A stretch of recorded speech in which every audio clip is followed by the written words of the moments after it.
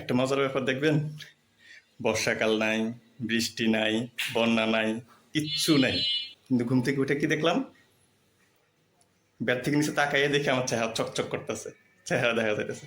কি ব্যাপার, চেহারা দেখা যাচ্ছে কেন? তারপর যা বুঝতে পারলাম আর কি।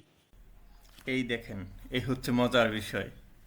মানে আমার রুমে পানি থই থই করতেছে, শুধু আমার রুমে না, প্রত্যেকটা রুমে পানি থই থই করতেছে।